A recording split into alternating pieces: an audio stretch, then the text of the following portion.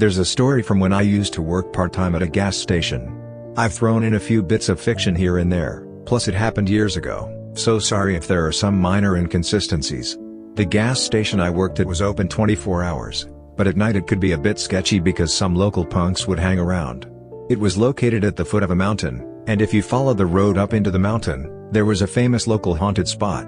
Apparently, that's why the punks used the station as a kind of oasis when they went on their daredevil trips to the haunted place. If you go up into the mountain, there's a tunnel on the main road. But just one road over from that tunnel is an older tunnel that used to be in service, and that old tunnel is the real haunted spot. It seems there was some pretty awful incident there in the past. Rumor has it was a rape and murder, or a group lynching, which turned it into a place for ghost stories. Back then, I was a sophomore in college, and I'd sometimes go on the same shift with a high school student named A. The two of us once went to test our courage in that old tunnel. You can drive a car in there, so we tried that local legend. Stop the car in the middle of the tunnel. Flick the headlights 3 times. Honk the horn 3 times. Then take a picture, and supposedly a ghost will show up. Well, of course, nothing showed up in the photo, lol. Anyway, that's the sort of place our gas station was, sitting close to a haunted spot. Usually, I worked the evening shift after my college classes were done, but because it was summer break, I sometimes also pulled a few overnight shifts. I think it's the same at most gas stations. There's the fueling area out front, and then behind that, there's the station building, right?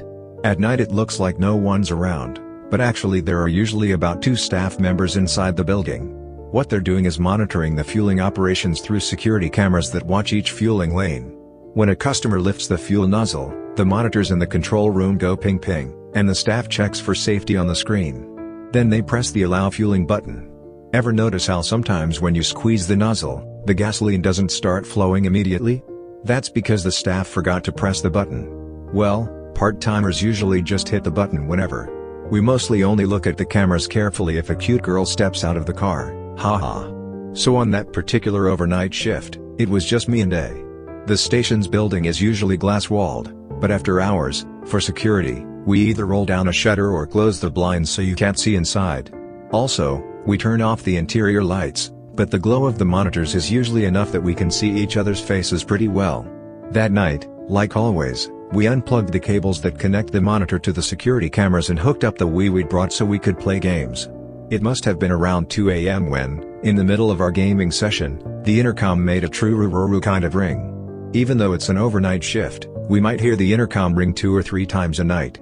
The intercom units are at each fueling lane, for people who don't know how to operate the machines or who need something. If there's a mechanical error, the monitor would show an error message and beep, so any intercom calls that aren't error-related, we generally ignore. But this time, maybe 1 or 2 minutes went by, and it rang again. A and I were like, ugh, what a pain, and stopped our game to reconnect the monitor cables so we could check the security camera footage. Our station has lanes numbered from 1 to 4, starting from the mountainside. The intercom call was coming from lane 1, but by the time we switched the monitor back to the security feed, the second ring had stopped, and there was nobody at lane 1. I clicked his tongue. TSK, they made us quit our game for nothing. He seemed annoyed, and honestly, I was too. We tried switching the camera channels to see if the culprit was showing up on some other angle. For reference, here's how the security system was set up.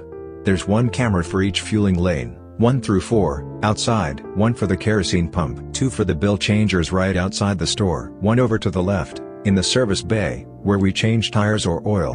Inside, there are 2 cameras. 1 pointed at the automatic glass door from within.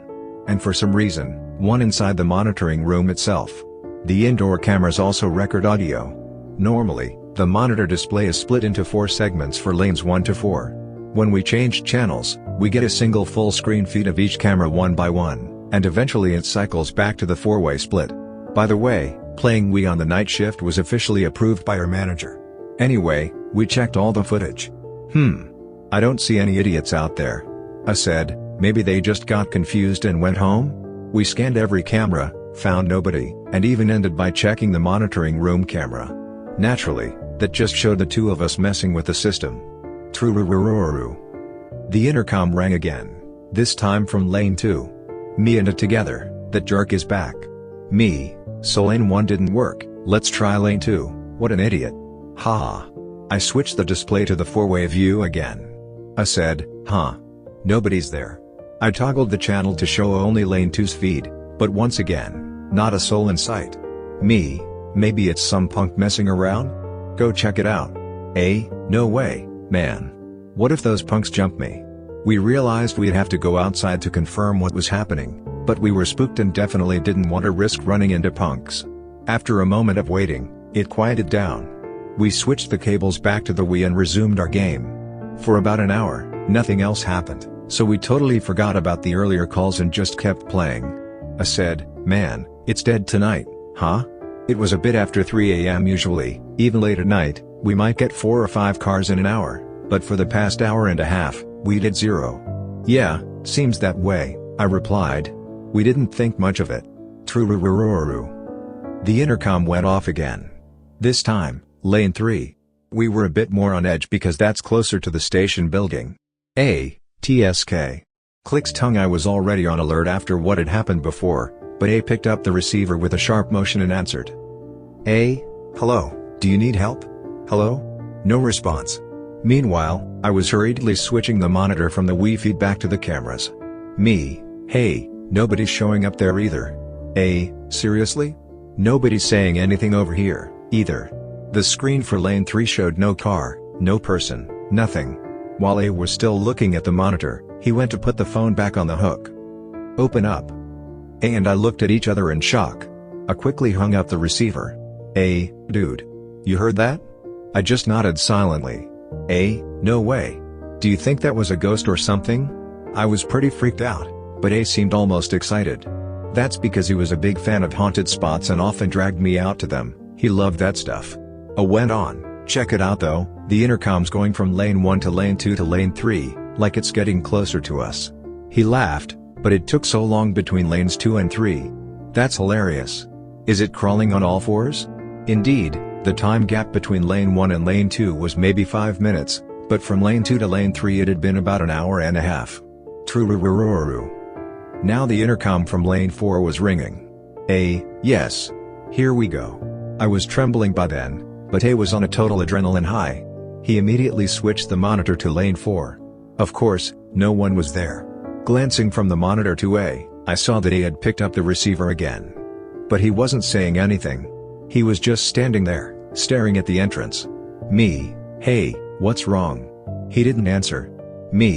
Come on, don't mess with me. This is getting seriously creepy. I was panicking, having no idea why A had suddenly gone silent. I finally spoke. Dude. You don't hear that? He kept his eyes glued on the entrance, then gently placed the receiver back on the hook. Hear what? Someone's banging on the entrance door, really hard. No, I don't hear anything at all. He was apparently hearing it, but I heard nothing. Then, almost mechanically, he reached for the phone again and connected it to the intercom for the bill changer near the entrance. Bang bang bang bang bang bang bang bang bang bang bang bang bang bang bang bang bang. Now I could hear it too, through the receiver. The microphone near the door was picking up this thunderous pounding. I stood there like a statue, eyes wide, shaking uncontrollably. The banging went on for a while, then suddenly stopped. For a split second, I exhaled in relief, until... Open up. That same voice came through the bell changer's intercom. I slammed the receiver down. True. Multiple intercoms started ringing at once. A and I clung to each other in fear, hands over our ears, practically paralyzed. No matter how hard we covered our ears, the sound of the intercoms was impossibly loud. We couldn't take our eyes off the receiver. I said, dude. His voice was trembling as he pointed at the monitor. I looked at it, terrified. The screen that showed the bell changer area was suddenly filled by something's face, right in the camera, as if pressed up against it. Its skin looked charred and reddish black, and it wasn't so much a face as a single eye socket area. The eye was bulging out, black pupil darting around like it was trying to peer behind the camera. And remember, that camera was mounted on the ceiling. How on earth was it right up there at that angle? We were too stunned to move, just staring back at it on the screen. I switched channels to the second bell changer camera. Nothing. He cycled through all the feeds, but that thing was gone, and at some point the intercoms had all stopped ringing. We looked at each other, let out a breath. At that moment, Rattle rattle rattle rattle rattle, thud.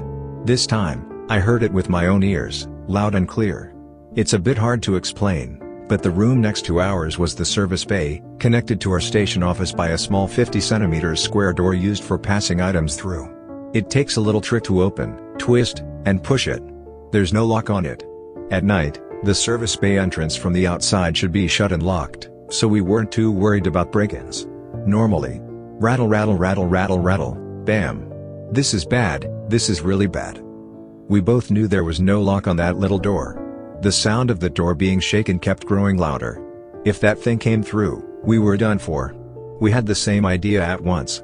With our legs trembling, we crawled toward the main entrance of the building. We had to escape before it came in. That's all we could think about. It was only a few meters, but with the sheer terror and the pounding noise behind us, it felt like crossing miles. Rattle rattle rattle, thud. Crack. The door opened. And at that exact same instant, we flung open the main entrance door and practically fell out onto the forecourt. We scrambled into my car and drove straight to a convenience store a bit away, where we waited for morning. Around 8 a.m., right before the shift change, my manager called to ask where we'd been and whether we were okay. The police were at the station asking questions, so he told us to come back. Police? I wondered, but I was too drained to think straight and just did as he said. When we got back, there were several patrol cars outside and a bunch of officers. It was chaos. Seeing all that, reality slapped me in the face. Had that thing done something horrible after we ran away? As soon as A and I arrived, we were each taken to a separate police car and questioned.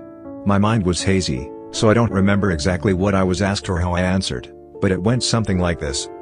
Apparently, around 2 a.m. a car had crashed into the pillar by lane 1. We hadn't noticed it? The driver died at lane 1, and the passenger, another man, died at lane 2. According to security camera footage, they both had tried to use the intercom for help before they died. But the police said when they watched the camera footage, it looked like A and I had been ignoring their calls.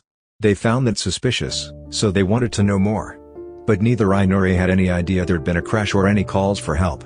In fact, from our perspective, the cameras showed nothing at those times. The police said the crash itself was recorded on the footage, though, from start to finish. Other than that, there was apparently no strange footage. The only weird thing was that, from about 3 a.m. onward, we seemed terrified on camera, then abruptly left and never came back. And the only intercom calls recorded on their system were the two men begging for help. None of the other calls or ringings that we had experienced showed up. But the officers did point out one oddity. At the exact moment we ran out of the building, the indoor camera's audio captured something strange.